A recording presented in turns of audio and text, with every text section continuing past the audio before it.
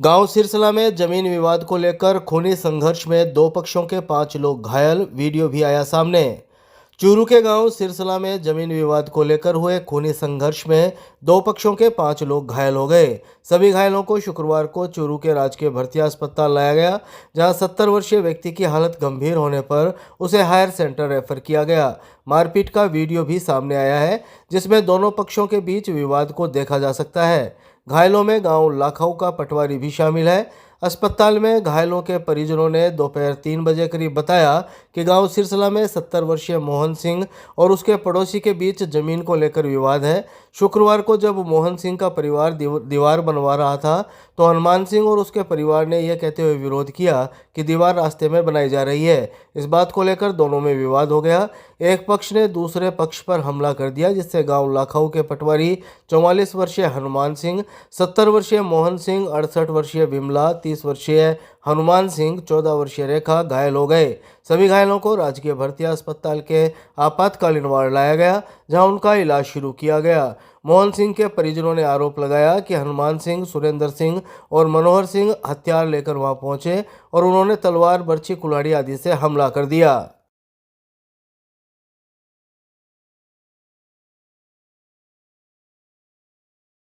गांव लोसनाबड़ा में देवर को झूठे मुकदमे में फंसाने की भाभी ने दी धमकी। एसपी दफ्तर पहुंचा दंपति। चूरू के गांव लोसनाबड़ा में भाभी ने अपने देवर को झूठे मुकदमे में फंसाने की धमकी दी, तो देवर अपनी पत्नी के साथ शुक्रवार को एसपी दफ्तर पहुंचा। यहां उसने एसपी से न्याय की गुहार लगाई है। एसपी दफ्तर में शाम 4 बजे करीब दिनेश की पत्नी राजबाला ने बताया कि उसकी शादी को करीब 9 साल हो गए हैं। उसका पति दिनेश गांव में सरपंच के यहाँ मजदूरी करके परिवार का पालन पोषण करता है। उसके सास ससुर भी उन्हीं के साथ रहते हैं। उसकी जेठानी उन्हें आए दिन परेशान करती है, जबकि दोनों परिवार अलग अलग मकान में रह रहे हैं। राजबाला ने बताया कि उसकी जेठानी कभी उनके घर पत्थर फेंकती है, तो कभी उसका पति को झूठे मुकदमे में फंसाने की धमकी देती है। उसकी जेठानी ने धमकी दी है कि वह उनके घर में नशीला पदार्थ रखवा कर पुलिस में शिकायत कर देगी।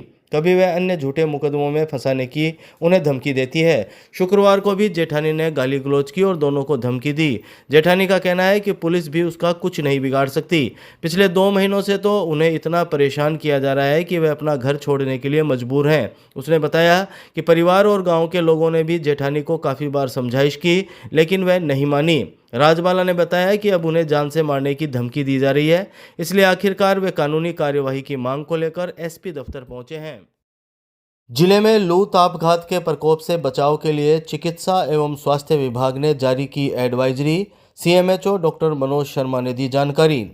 चूरू जिले में गर्मी के बढ़ते तापमान के कारण लू ताप की संभावनाओं के मद्देनजर रखते हुए लू ताप से बचाव और उपचार हेतु चिकित्सा एवं स्वास्थ्य विभाग भी अलर्ट मोड पर है। चिकित्सा और स्वास्थ्य विभाग के द्वारा यहां एडवाइजरी जारी की गई है। मुख्य चिकित्सा और स्वास्थ्य अधिकारी डॉक्टर मनोज शर्मा ने शुक्रवार शाम 5 बजे करीब जानकारी देते हुए बताया कि लू ताप से बचाव के लिए जन जागृति जरूरी है। उन्होंने जिले के सभी राजकीय चिकित्सा संस्थानों के एक वार्ड में बेड लू ताप के रोगियों के उपचार हेतु आरक्षित रखने, वार्डों को कूलर व पंखे से ठंडा रखने, मरीज तथा उसके परिजनों के लिए शुद्ध और ठंडे पेयजल की व्यवस्था रखने, संस्थान में रोगी के उपचार हेतु आपातकालीन किट में ओआरएस और आवश्यक दवाइयां तैयार रखने, चिकित्सक और नर्सिंग स्टाफ को इस दौरान ड्यूटी के प्रति सतर्क रखने के निर्देश दिए हैं। सीएमएचओ ने लू और तापघात के लक्षण और इसके बचाव के बारे में भी जानकारी दी। इस बार भी पहले से पिछले वर्ष से ज़्यादा हीटवेव रहने की संभावना है, उसके चलते हुए एडवाइजरी जारी की गई है। इस दौरान सभी से ये निवेदन है कि अति आवश्यक हो तभी दिन में या धूप में बाहर निकलें, अन्यथा घर में रहें। किसी भी तरीके से अगर आपको लगता है जैसे जी बिचलाना है, पसीना नहीं आना है, कि आप लू ताप के प्रभाव में हैं, तो आपको तुरंत प्रभाव से नजदीकी स्वास्थ्य केंद्र में जाकर उपचार लेना चाहिए। इसके लिए एम्बुलेंसेज की भी व्यवस्था है। अपने एम्बुलेंसेज में भी ये व्यवस्था की है कि वहाँ पे भी उसमें भी आइस पैक्स रहें और जो लू ताप संबंधित पेशेंट है उसको व्यापक जो सुरक्षा या स्वास्थ्य के प्रति जो व्यापक इलाज है वो एम्बुलेंस में ही स्टार्ट हो जाए और हॉस्पिटल तक भी उसको आराम मिले। जी सभी हॉस्पिटल्स में अलग अलग बेड निर्धारित किए हैं कि ये जो लू ताप के संबंधित जो पेशेंट आते हैं तो उनके लिए ही वो बेड्स अलॉट किए गए हैं।